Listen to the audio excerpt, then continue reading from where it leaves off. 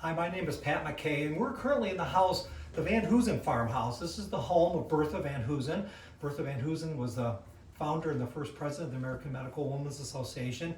And this is an 1840 house. This is where she was born, and this is where she grew up, and was very happy here. She called the farm surrounding us her 300-acre playground. She loved it here.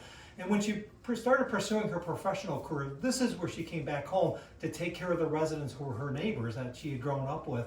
This room specifically is the examining room. She was home every other weekend from Chicago, where her main office was located. She came back here into Michigan. We had mass transit back then. That's not here anymore, but she would come here to see her patients. And she was a beloved doctor. I mean, especially for women who could finally go to a woman doctor. It was just so unusual. And what I'm impressed with all the discrimination we hear about women, especially women doctors, and how hard it was. Our local newspapers covered Bertha Van Hoosen, and they were fascinated by her. They promoted her. They encouraged her. I'm sure it showed every other young girl that was trying to pursue a profession in medicine that it was okay. And our local newspapers embraced Bertha Van Hoosen and the whole Van Hoosen family. I think they realized that there was something unique about this family here.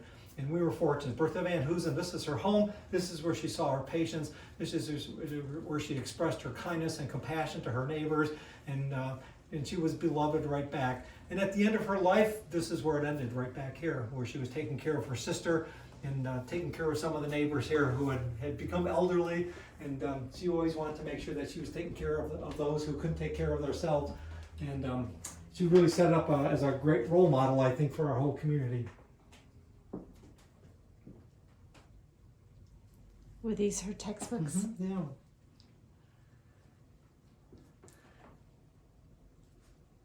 This is her in surgery. Yeah, we talk about these pictures because there's no gloves, there's no IVs, there's no masks. It's surgery different. This is a teaching hospital at the University of Michigan, and Bertha was one that we talk about. This is that she was the one that started saying. Cleanliness is more important than we think, and other doctors were not, they didn't understand the germ theory, and they felt if you couldn't see them, they didn't exist, and just couldn't accept the whole microscopic concept of germs. And Bertha was the one that started boiling her sheets, and cleaning them in boiling water, and making sure that sheets were being changed in between each patient, and bloodied gowns on a doctor were being changed so that the doctor was the one spreading germs. So it was really fun to see how she kind of set the tone, and when nobody else was doing it, she was the first one to say, I think this is going to work. And is this her doctor's bag here? It is, yep. Some of our publications talk about her as the horse and buggy doctor. So it was in the days when people couldn't come here to the house to see her, she would gather up her things and she would go see patients. So she would take medications with her. She had a little bag with pharmaceuticals in there. I'm not sure how, I don't know what they all were. I don't know if they were medicines that she was making herself. I'm not exactly sure about that, but she was a horse and buggy doctor. She went to patients if they couldn't come here. We don't hear about that a lot anymore. Yeah.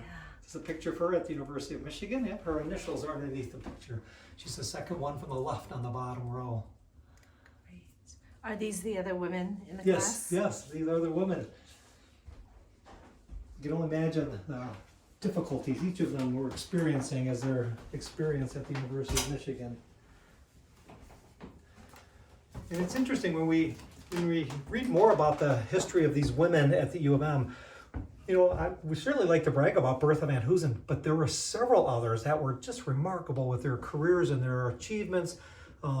They were either feeding off each other or they were watching out for each other, but they all would have known each other. And it's just remarkable how many successful women were coming out of U of M at a time when these women just had no role models. There was nobody to really encourage them, and they really had to almost feed off of each other. And from a professional standpoint, isn't that exactly what should happen? And we should all be mentoring each other when somebody is struggling and questioning what they're doing or their role. And you just find that these women were doing it to each other. So you hear that phrase, empowered women empower women, and that was going on in the mid 1800s here in the Rochester area. Were these all her original books? These are all, every book here you see on display is an original to the Van Hoosen family here. That's wonderful. I recognize some of these books. And they read prolifically. Sarah Van Hoosen Jones in her writings said that she would read for 3 hours every night before going to bed. We love expressing that, especially to school teachers when they have when their students are here.